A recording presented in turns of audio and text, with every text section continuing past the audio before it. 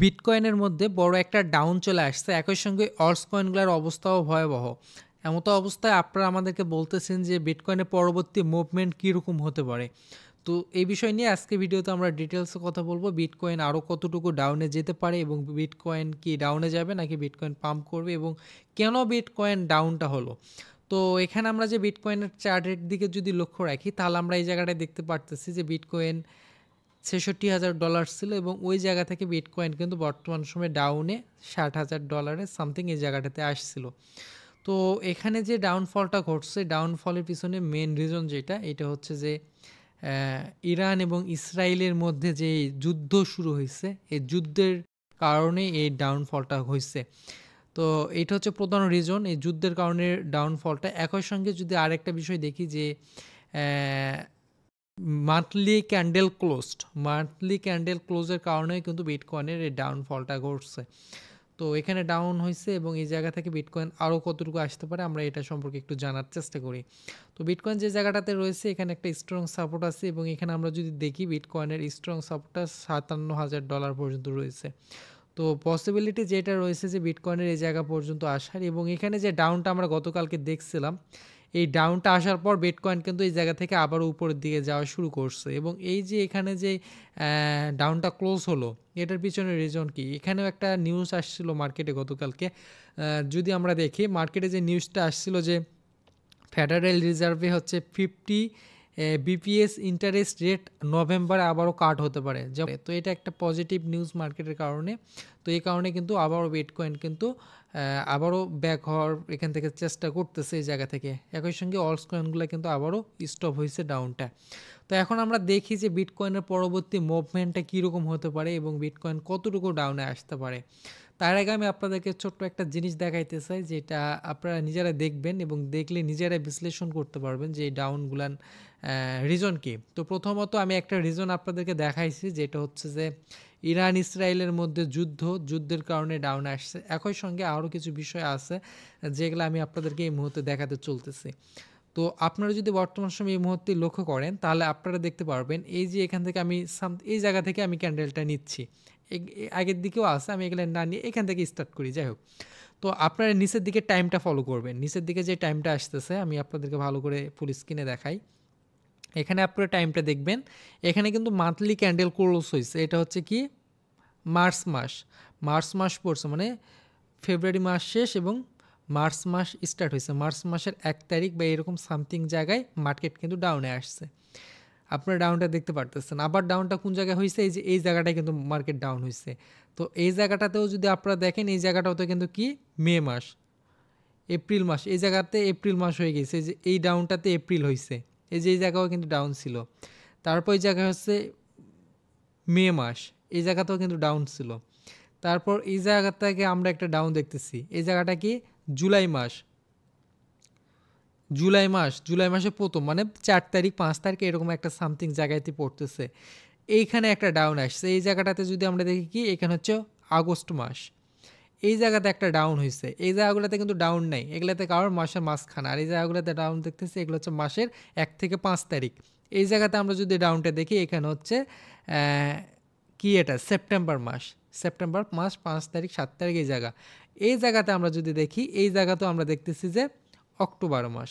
তাহলে এখানে যে আমরা ক্যান্ডেলের যে জিনিসগুলো দেখলাম, প্রত্যেকটা মাসের শুরুতে একটা করে ডাউন আসছে। প্রত্যেকটা মাস যদি আমরা একটা একটা করে যেহেতু দেখাইলাম, প্রত্যেকটা মাসের শুরুতে আপনারা একটা করে ডাউন দেখছেন, কারণ ক্যান্ডেলগুলাই কাজ করে এভাবে। একটা ক্যান্ডেল যদি আমরা দেখি যে এই যে মানে ক্যান্ডেল ক্লোজ হয়েছে, মনে করেন এই জায়গাতে ক্যান্ডেল ক্লোজ, যে এই ক্যান্ডেলটা ক্লোজ হয়েছে, এই ক্যান্ডেলটা ক্লোজ হওয়ার পর এখান থেকেই ডাউনে গেছে, যেমনটা দেখেন এই জায়গা থেকে ডাউনে গেছে। কিন্তু মান্থলি ক্যান্ডেলটা যখন ক্লোজ হয়, ক্লোজ হওয়ার পর মার্কেট এই জায়গাতে ক্লোজ করার পর নিচের দিকে লিকুইডেশন নেয় অথবা নিচের দিক থেকে রিট্রেস্ট নেয়। মার্কেটটা ক্লোজ হওয়ার পর রিট্রেস্ট নেওয়ার পর ব্যাক করে দেন এখান থেকে পাম্প করে, যেমনটা মান্থলি ক্যান্ডেলের ক্ষেত্রে আমরা দেখলাম প্রত্যেকটা জায়গাতে মাসের শুরুতে কিন্তু ডাউনে ছিল। তাহলে এখন আমরা দেখব মান্থলি ক্যান্ডেল কি কাজ করে। কারণ যেহেতু আমরা মান্থলি হিসাবটা করতেছি, যেহেতু মাসের শুরুর কারণে এই রিয়েক্টটা আসছে। তাহলে দেখেন কোনো ক্যান্ডেলের ক্ষেত্রে কিন্তু আমরা দেখতেছি না যে এই যে না এটাও তো এই যে এই ক্যান্ডেলটার দিকে যদি দেখেন এইরকম ক্যান্ডেল কিন্তু খুবই রেয়ার। মাস ক্লোজ হয়েছে, ক্লোজ হওয়ার পর এখান থেকে রিট্রেস্ট দেয়নি, ডাইরেক্টলি পাম্প হয়েছে। তো এরকমটা খুবই রেয়ার। এই যে এই ক্যান্ডেল ক্ষেত্রে কিছুটা আমরা দেখতেছি, কিন্তু ম্যাক্সিমাম ক্যান্ডেলে আমরা যদি দেখি, ক্যান্ডেল মনে করেন যে এই ক্যান্ডেলটা ক্লোজড হয়েছে এই জায়গাতে, এটা হচ্ছে কি মাস, ফেব্রুয়ারি মাস। ফেব্রুয়ারি মাসের ক্যান্ডেলটা এই জায়গায় ক্লোজ হয়েছে। ক্লোজ হওয়ার পর এই ক্যান্ডেলে শিফট হয়েছে এই জায়গাটাতে শিফট হয়েছে কি মাস, মার্চ মাস।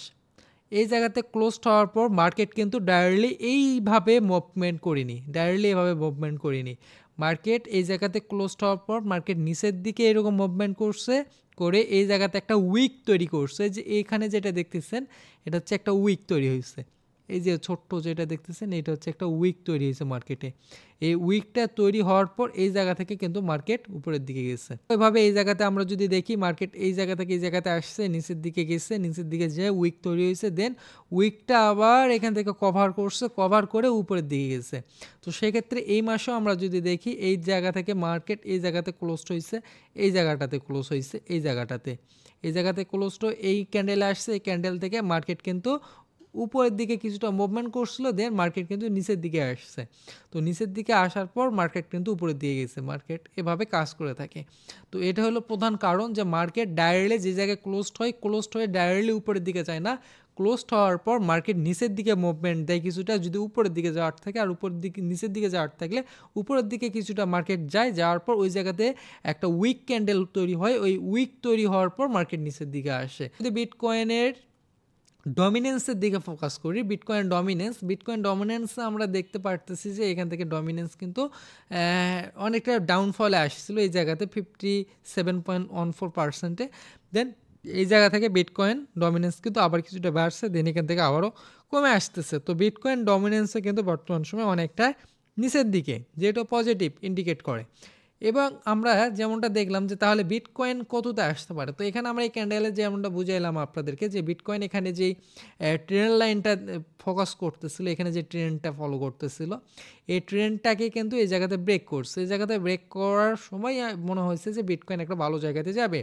দেন এই জায়গা থেকে বিটকয়েন আবারও উইক মান্থলি ক্যান্ডেলের উইকটা তৈরি করছে পরবর্তী সাপোর্টে বা 200 মুভিংয়ে। দেন এই জায়গা থেকে মার্কেট যতটুকু পসিবিলিটি রয়েছে, এই যে এখানে এই জায়গাটুকুর মধ্যে মার্কেটটা ব্যাক করার, এই জায়গাটাতে এটা জাস্ট কমপ্লিট করে এই জায়গা থেকে মার্কেট উপরের দিকে যাওয়ার পসিবিলিটিটা ম্যাক্সিমামটা রয়েছে। তো সেক্ষেত্রে মার্কেট যে জায়গাটাতে রয়েছে এখান থেকে মার্কেট 58K বা 60K থেকে 58K এই জায়গার মধ্যে মার্কেট আসলে সর্বোচ্চ আসতে পারে, এবং এই জায়গা থেকেও মার্কেট কিন্তু রিটেস্ট করতে পারে। এখন আমরা যে বিষয়টা দেখব যে বিটকয়েনের তাহলে অল সিজন কবে আসতেছে না কী হবে। তো এখানে আমরা যেমনটা দেখতেছি বিটকয়েন সিজন এবং অল সিজন বর্তমান সময়ে যে জায়গাটাতে অবস্থান করতেছে 45%-এ। তো 45% বা 50% যে জায়গাতেই থাকুক না কেন, এটা কিন্তু ইন্ডিকেট করে আপনাদেরকে মার্কেটে ইনভেস্ট করার জন্য। তো এখানে আপনাদের 45%, 50% এই জায়গাটার মধ্যে যাদের ইনভেস্টমেন্ট করার আছে, আপনাদের ইনভেস্টমেন্টটা এই 50 থেকে 45% এই জায়গাটার মধ্যে আপনার করা উচিত। এবং যখন দেখবেন অল সিজনটা 75%-এর কাছাকাছি গেছে অথবা 75%-এ গেছে অল সিজনে, তখন আপনাদের 50 থেকে 60% ফান্ড যেটা আপনাদের হোল্ড ইনভেস্টমেন্ট লং টার্মের জন্য বা মিড টার্মের জন্য করা হয়েছে, সেখান থেকে 50-60% আপনাদেরকে সেল করে এক্সিট করে প্রফিট নিয়ে নেওয়া উচিত। দেন পরবর্তীতে 80, 84, 5 এইরকম জায়গাতে যাওয়ার পর আপনাদের টোটাল ফান্ডটা একটু একটু করে সেল করে আপনাদেরকে প্রফিটটা বের করে নিতে হবে। যেমন তাছাড়া আমরা গত একদিনে যদি দেখি, একদিন অনুযায়ী ম্যাক্সিমাম কয়েন কিন্তু বর্তমান সময়ে ডাউন ট্রেন্ডে। উইকলি ক্যান্ডেল দেখলে আমরা বুঝতে পারবো যে ম্যাক্সিমাম কয়েন কিন্তু এই উইকে ভালো একটা রিটার্ন করছে, এবং মাসের শুরুতে এই অক্টোবর মাসের শুরুতে একটু ডাউনে। এছাড়াও যদি আমরা আরেকটা বিষয় বর্তমান সময়ে দেখি, যেটা হচ্ছে মান্থলি রিটার্ন যেমনটা আমরা দেখতেছি যে অক্টোবর মাসে কিন্তু 2.57% ডাউনে স্টিল, কিন্তু অক্টোবর মাস রেকর্ডে কি বলে, রেকর্ডে কিন্তু বলে যে মাসে সেপ্টেম্বর গ্রিন ছিল সেই মাসের অক্টোবর কোনো দিন রেড হয়নি। যেমনটা অক্টোবর 2023 সালে গ্রিন ছিল, অক্টোবরও গ্রিন হয়েছে। একইভাবে আমরা যদি এখানে আমরা যে সময়টা দেখতেছি যে 2016 সালে গ্রিন ছিল, পরবর্তী অক্টোবরও গ্রিন। এর পরবর্তীতে আমরা যদি 2015 দেখি, 15 ক্ষেত্রে সেম কাজটা হয়েছে। তো এবারও কিন্তু সেপ্টেম্বর গ্রিন, অবভিয়াসলি অক্টোবর মাস গ্রিন হওয়ার পসিবিলিটি। তাছাড়া ক্রিপ্টো রেকর্ডে অক্টোবরের মাসে যদি আমরা অ্যাভারেজ দেখি, অ্যাভারেজও আমরা দেখতে পারতেছি 20% প্লাস কিন্তু মার্কেট ভালো থাকার পসিবিলিটি রয়েছে অ্যাভারেজ হিসাব অনুযায়ী। তো অক্টোবর মাস অনেক ভালো একটা মাস এবং এটা যে কয়েকটা রিজন বললাম এই রিজনের কারণে কিছুটা ডাউনে আসছে। ঘাবড়ানোর কিচ্ছু নাই। আপনারা যারা ইনভেস্টমেন্ট করতে চান এই মাসটাতে বা এই যে ডাউনফলটা পাইছেন এই ডাউনফলের মধ্যে ইনভেস্টমেন্ট করবেন। তাছাড়া আমরা যদি কোয়ার্টার হিসাবে চিন্তা করি তার লাস্ট কোয়ার্টার কিন্তু অলরেডি স্টার্ট হয়েছে। লাস্ট কোয়ার্টার 2.57% কিন্তু আমরা বর্তমান সময়ে ডাউনে আসি। তো এই লাস্ট কোয়ার্টারে যদি আমরা দেখি অ্যাভারেজ হিসাব অনুযায়ী সর্বোচ্চ রিটার্ন দিছে 81% অ্যাভারেজে। অন্যান্য কোয়ার্টারের তুলনায় বেটার হচ্ছে লাস্ট কোয়ার্টার, ফোর্থ কোয়ার্টার।